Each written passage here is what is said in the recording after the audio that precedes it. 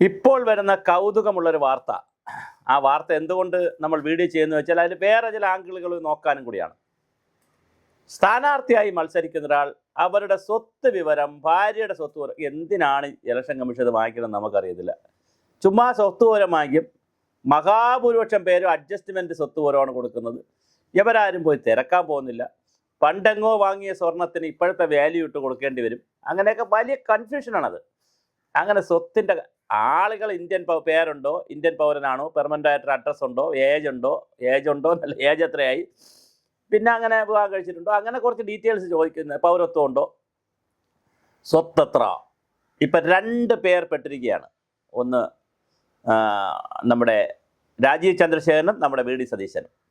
Rajeev Chandrasekhar പെട്ടിരിക്കുന്നത് Sabarinath, K Sabarinath ബാംഗ്ലൂരിലെ ഇദ്ദേഹത്തിൻ്റെ സ്വത്തിനെ സംബന്ധിക്കുന്ന ചില ഡീറ്റെയിൽസ് അവിടുത്തെ മുനിസിപ്പൽ കോർപ്പറേഷനിൽ നിന്നെടുത്ത് അദ്ദേഹത്തിന് അവിടെ ഫ്ലാറ്റ് ഉണ്ട്, ആ ഫ്ലാറ്റിന് 200 കോടി രൂപ വില വരും, അത്രയും വലിയ ഫ്ലാറ്റൊക്കെ അദ്ദേഹത്തിനുണ്ട് എന്ന് പറഞ്ഞുകൊണ്ട് അവിടെ കഴിഞ്ഞ മാർച്ച് ഈ മാസവും വളരെ 2 ആഴ്ച മുമ്പ് അവിടെ ടാക്സ് അടച്ചിരിക്കുന്നു. അപ്പോൾ അത് ഇതിൽ കാണിച്ചിട്ടില്ല, ഏതിൽ നമ്മുടെ ഈ നോമിനേഷൻ്റെ ഭാഗമായി കൊടുത്ത ആപ്ലിക്കേഷനിൽ കാണിച്ചിട്ടില്ല എന്നൊരു ആക്ഷേപം കൊടുത്തിട്ടുണ്ട്. അതുപോലെ മറ്റേതോ ഒരു ബിൽഡിംഗ്, 1-2 ബിൽഡിംഗ്. രാജീവ് ചന്ദ്രശേഖർ കോടീശ്വരനാണ്, വലിയ കാശുള്ള ആളാണ്, വലിയ മുതലാളിയാണ്, വ്യവസായിയാണ്. സ്വാഭാവികമായിട്ട് അദ്ദേഹത്തിന് പലയിടത്തും വീടും സ്വന്തം പേരിലും പല പേരുകളിലൊക്കെ വീടും ബന്ധുമിത്രാദികളുടെ പേരിലൊക്കെ വീടുമൊക്കെ കാണും, അപ്പോൾ ആ ഫ്ലാറ്റും ഒക്കെ കാണും. അപ്പോൾ അദ്ദേഹം കറക്റ്റായിട്ട് കണക്ക് കൊടുത്തിട്ടില്ല എന്നാണ് ഒരു വാദം. അങ്ങനെ അദ്ദേഹത്തിൻ്റെ ആപ്ലിക്കേഷൻ 3 മണിക്ക് തീരുമാനമെടുക്കാൻ മാറ്റിവെച്ചിരിക്കുകയാണ്. നിയമരംഗത്തുള്ളവർ, അദ്ദേഹത്തിന് വേണ്ടി വരുന്നവരും നിയമരംഗത്തുള്ളവരും പറയുന്നത് അതൊരു ചെറിയ കാര്യമല്ലേ, ഒരു സ്വത്ത് കാണിച്ചില്ല എന്ന് വിചാരിച്ചിട്ട് വേറെ കള്ളത്തരം ആവുന്നത് എങ്ങനെ, അത് വേണേൽ കോടതി ചലഞ്ച് ചെയ്തോളൂ, നോമിനേഷനെ എതിർക്കാൻ പറ്റില്ല എന്നുള്ളതാണ് വേറൊരു സ്റ്റാൻഡ്.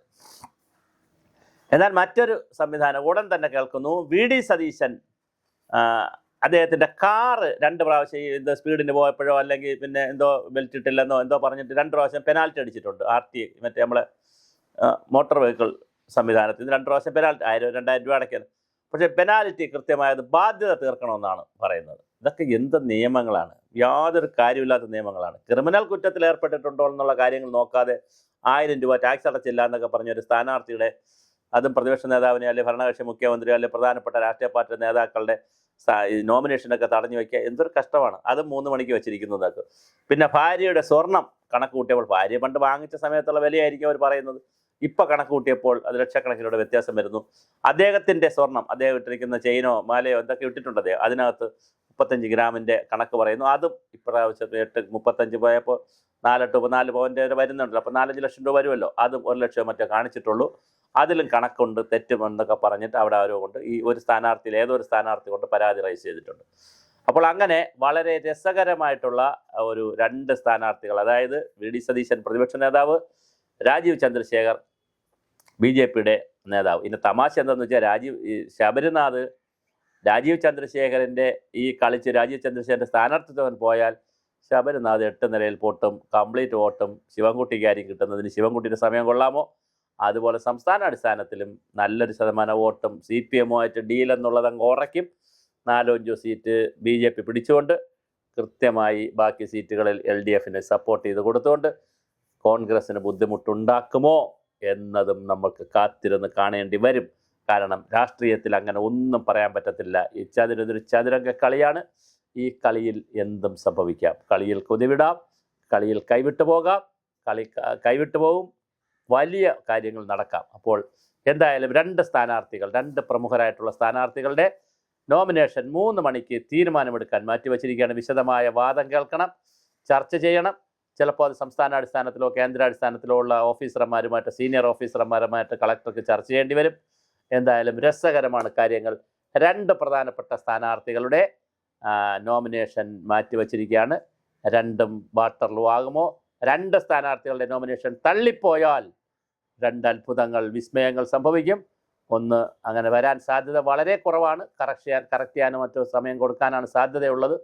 അങ്ങനെ എന്തെങ്കിലും അഡീഷണൽ ഉണ്ടോ എന്ന് ചോദിച്ചുകൊണ്ട് കറക്ഷനുള്ള സമയം കൊടുക്കുക. പിന്നെ കറക്ഷനുള്ള സമയം കൊടുക്കണം, അങ്ങനെയാണ് വേണ്ടത്. ഇപ്പോൾ ഒരു സ്ഥാനാർത്ഥി ഒരു കാര്യം വച്ചു, തെറ്റായിപ്പോയി, അതല്ലെങ്കിൽ അത് കറക്റ്റ് സമയം കൊടുക്കും. കാരണം മാക്സിമം ആളുകളെ എന്താണ് മത്സരത്തിലേക്ക് കൊണ്ടുവരികയും പ്രധാനപ്പെട്ട ആളുകളെയും പ്രധാനപ്പെട്ട പാർട്ടിയുടെ പ്രധാനപ്പെട്ട നേതാക്കളെയൊക്കെ മത്സരത്തിൽ കൊണ്ടുവരിക എന്നുള്ളതാണ് ഇലക്ഷൻ കമ്മീഷൻ്റെ ജോലി ഏറ്റെടുക്കേണ്ടത്. അപ്പോൾ ഏതെങ്കിലും ആപ്ലിക്കേഷനിലോ ഈ പറയുന്ന ഫോർമാറ്റിലോ ഒപ്പിടാത്തതോ എന്തെങ്കിലും ഡേറ്റ് ഓഫ് ബർത്ത് എന്തെങ്കിലുമൊക്കെ വ്യത്യാസം ഉണ്ടെങ്കിൽ അത് കൊടുത്ത് കറക്റ്റ് ചെയ്ത് മേടിക്കണം. ഇതാ നിങ്ങളുടെ ആപ്ലിക്കേഷനിൽ ഇന്ന കുഴപ്പമുണ്ടെന്ന് പറഞ്ഞ് കറക്റ്റ് ചെയ്ത് മേടിക്കണം. ഒരു കറക്ഷൻ ടൈം കൊടുക്കണം. അപ്പോൾ ഈ കറക്ഷൻ ടൈമും ഇല്ല, ഒന്നുമില്ലാതെ ചെയ്യുന്നത് ശരിയല്ല. ഇത് മറ്റേ ജയിലിൽ പിടിച്ചിരുന്ന കാര്യമൊന്നുമല്ലല്ലോ, കുറ്റമൊന്നും ചെയ്തില്ലല്ലോ ആരും. അപ്പോൾ എന്തായാലും ഇലക്ഷൻ കമ്മീഷൻ്റെ നിയമങ്ങളൊക്കെ മാറ്റേണ്ട സമയമായി. അതുപോലെ സ്വത്ത് ചോദിക്കുന്നില്ല, ഒരു കാര്യമില്ല. സ്വത്ത് ചോദിച്ചതുകൊണ്ട് വല്ല കാര്യമുണ്ടോ? അല്ലെങ്കിൽ അടുത്ത തിരഞ്ഞെടുപ്പാകുമ്പോൾ അവർ സ്വത്ത് കൂടിയോ കുറഞ്ഞോ എന്ന് അറിഞ്ഞതുകൊണ്ട് അവരെ ശിക്ഷിക്കാൻ പോകും? ഒരു കാര്യമില്ല. വെറുതെ അവർ അസറ്റുകളെല്ലാം കൂടി ക്ലിയർ ചെയ്ത് വെറുതെ ടാക്സ് അടയ്ക്കാൻ നടക്കേണ്ട കാര്യമുള്ളൂ.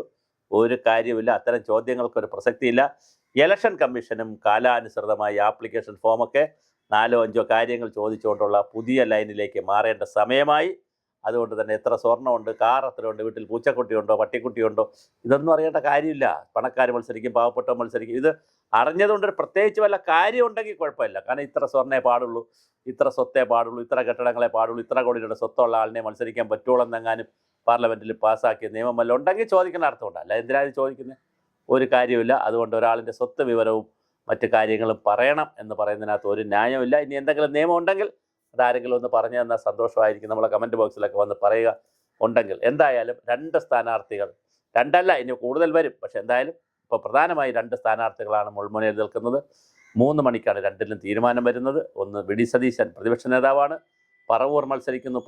എറണാകുളം ജില്ലയിലെ പറവൂർ നിയോജകമണ്ഡലത്തിൽ മത്സരിക്കുന്നു. രണ്ടാമത്തത് തിരുവനന്തപുരം ജില്ലയിലെ നേമത്ത് മത്സരിക്കുന്ന BJPയുടെ സംസ്ഥാന പ്രസിഡന്റ് കൂടിയായിട്ടുള്ള രാജീവ് ചന്ദ്രശേഖറാണ്. കഴിഞ്ഞ പ്രാവശ്യം അദ്ദേഹം ലോക്സഭയിൽ മത്സരിച്ചതാണ്. അപ്പോൾ അദ്ദേഹത്തിന് ആപ്ലിക്കേഷൻ ഫില്ല് ചെയ്യാനൊന്നും അറിഞ്ഞുകൂടാന്ന് പറയുന്നതിൽ കാര്യമില്ല. പക്ഷേ ഈ കാര്യം ഒളിച്ചു വച്ചതാണോ അതോ വിട്ടുപോയതാണോ ചേർക്കാത്തതാണോ എന്താണ് കാര്യമെന്ന് രാജീവ് ചന്ദ്രശേഖർ തന്നെ പറയേണ്ടതുണ്ട്. എന്തായാലും 3 മണി വരെ ഉദ്വേഗജനകമായ നിമിഷങ്ങളാണ്. ഇനി തള്ളിയാൽ പിന്നെ അതൊരു ഹിമാലയൻ വിസ്മയവും വലിയ വാർത്തയുമാകും.